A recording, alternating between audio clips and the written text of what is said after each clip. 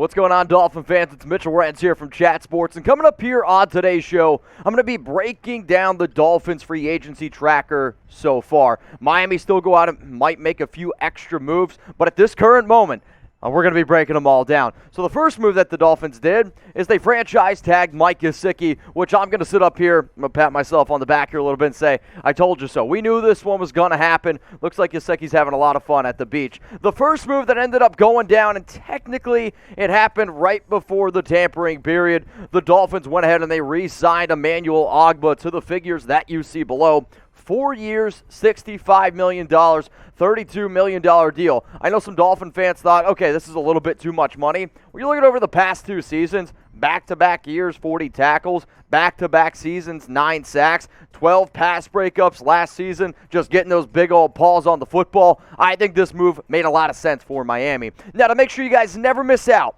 on anything going on at Miami Gardens, go ahead, hit that subscribe button. Turn on those notifications because the Dolphins have been extremely active in free agency. If they go out and make a trade, we'll make a video around it. And also, the NFL Draft is coming up, and we're going to have tons of content after free agency. So take a second, look underneath the video, click that subscribe button, and turn on those notifications because I don't want you to miss anything. One of my favorite moves that the Dolphins have done thus far, and actually one of my favorite moves from a selfish fantasy football standpoint, is Chase Edmonds signing that 2-year, $12.6 million deal, $6.1 million guaranteed. The Dolphins also went ahead and they signed another running back who we'll talk about in a sec. But Edmonds' ability to not only catch the football, run between the tackles, I liked what I saw a lot out of him from Arizona. His old teammate, James Conner, got paid more, and personally, I think this is a better deal. Next guy coming up here, Teddy Two Gloves, Teddy Bridgewater. He's going to be the backup quarterback for Tua Tagovailoa, getting that 1-year, $6.5 million deal. Last season, Jacoby Brissett, I thought, did an okay job, and where his biggest role was literally just plowing his head down and trying to pick up a first down if it was 4th and 1. Bridgewater is going to bring some competition to Tua, but this is the type of signing that should light a little bit of a fire under Tagovailoa's butt. But we also know this is Tua's job to lose at this point. So go ahead, y'all. Let me know down in the comment section because that's what Chat Sports is all about. It's about the interaction. It's not just about some guy in a T-shirt that's a little bit too tight after this whole week of free agency. It's about you guys letting us know what you're thinking right now. So go ahead and type L for like, type D for dislike. Do you like the move of signing Teddy Bridgewater? Seriously, I want to know. Let me know what y'all are thinking. The next name coming up here is actually one of my favorite moves also by Miami. Personally, I think the Dolphins are a big-time winner in free agency. When you look at the moves that the Dolphins have done, and then you look at the moves that the Jags have done, because I'd say that those have been the 2 most active teams so far, I think the Dolphins have clearly had better deals. A 3-year deal, $22.8 million, $12.75 million guaranteed. Cedrick Wilson really stepped up last season for the Dallas Cowboys with injuries always around Amari Cooper, with injuries around Michael Gallup. His inside ability, quick twitch, good route runner, he's going to fit well in the Dolphins offense. Next player coming up here is Keon Crossan, and I'm not going to overhype this one too much. Good defensive back, 3 years, $10.5 million.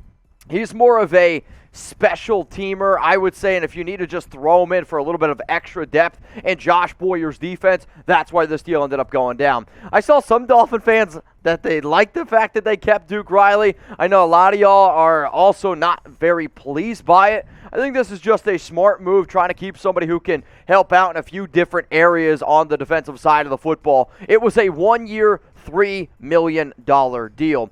Another move here that I was kind of surprised about, but I kind of like, Preston Williams. I've always said Preston Williams is the less athletic version of a Devontae Adams. He's 6'5", little Linder, but 1 year, $1.99 million for a receiver who can go up and high point the football. Battled some injuries last season, and let's just say the Dolphins figure out a way to move on from Devontae Parker, They move him in a trade. Somebody wants to go ahead and take on that cap hit. Preston Williams is a sneaky player who I've always been a big-time fan of. Now, I saw the name Duke Riley, and my mind initially went to the Duke Blue Devils. That's because I've been betting on a lot of March Madness games. And if you guys want to go ahead and put your money where your mouth is, then listen to me right now. We got chatsports.com/bet. That's the link below. If you don't go to the link below, you're not going to get the best deal on the internet, which is a 125% deposit bonus. That means if you put down $100, you're going to get $125 for free. Be a big baller, put up down to what, $500? Get $625 for free. You got to go to the link below. You got to use promo code Dolphins125 or else you're not getting the hookup. Let's go to the next name here. Probably one of my favorite moves that the Dolphins were able to go out and do. Connor Williams, 2-year, $14 million. When I saw Alex Kappa go for 4 years, $40 million, he ended up going, I believe, to the Cincinnati Bengals, but he was definitely a player that I was like, all right, we'll see what ends up happening. I was like, Connor Williams now is going to get over $10 million, $11 million. He went for 14. I think this is a good fit. Going to be a run-first style of team, and this is what you're seeing the Dolphins do. Build the interior offensive line. They might still go out and try to get a tackle, but I've really been excited so far. So how about this, y'all? Let's go back to school.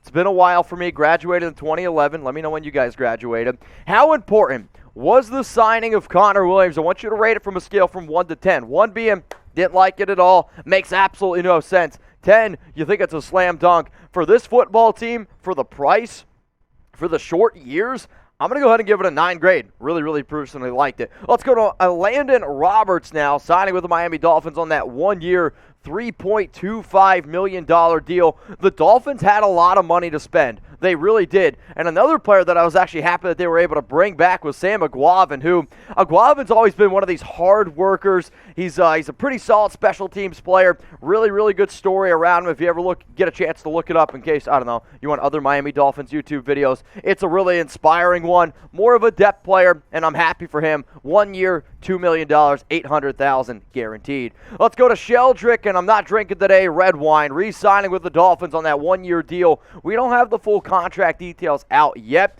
It did just happen yesterday, so anytime we get more deals, we'll go ahead and we'll update it down in the description. Let's go to the next name here, and it's a fullback, and this tells me that Miami is going to be pounding the football with Mike McDaniel. I'm a big fan of Alec Ingold. He actually in high school was an all-state wrestler, also a very good linebacker, went to Wisconsin to play linebacker, and they were like, dude, you're an absolute menace hitting people out there. We got this guy named Jonathan Taylor. You want to be a fullback. So you go out, you get Alec Ingold, 2 years, $7.5 million. I did think it was a little bit of an overpay for the position, but if you want to be successful in McDaniel's system, you need somebody that can block, and Alec Ingold is going to do that. However, he is coming off a serious ACL injury. Let's look at the next name, and this is another one. Told you this one was going to happen. Raheem Mostert. Raheem Mostert is the perfect fit for a Mike McDaniel style of running back. Mostert has had a lot of success with San Francisco in that Kyle Shanahan system, and you're going to see that be adopted and brought in here. The other reason why I like this deal a lot, $3.5 million for Mostert is, if he's fully healthy, it's going to work out. But the fact that you have Chase Edmonds takes a little bit of pressure off Mostert to just be able to go out there right away. But you're going to see a dynamic two-headed running back between Mostert and Chase Edmonds. $3.5 million if he's healthy. I'm telling you, you guys are going to like it. So I like this question a lot here, so be honest with me. Why for yes and for no? Will the Fins have the best rushing offense in the AFC East?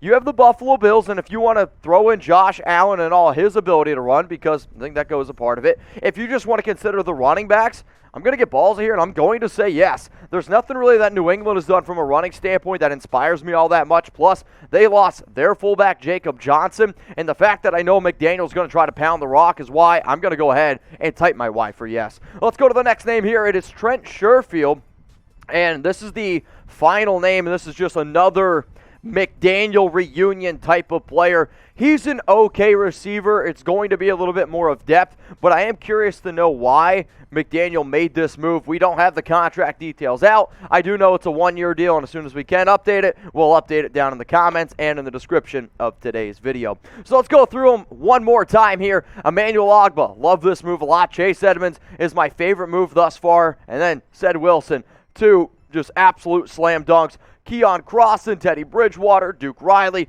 Preston Williams, Connor Williams. Absolute steal for the Dolphins there, especially with only $7.5 million guaranteed. Some littler names, I guess you can consider it. Elandon Roberts, Sam McGuavin, Sheldrick Redwine. I like the move of Ingold. However, it is a little bit of an overpay considering the fact that he is coming off a serious injury. And then Raheem Mostert makes a lot of sense for the offense, makes a lot of sense for Mike McDaniel. And we're going to round out this video with Trent Sherfield. If you made it this far, we're got to be doing something right. Remember, if the Dolphins do anything else in free agency, make sure you got those notifications turned on. Make sure you're subscribed, because if you miss it, I'm going to say that's on you.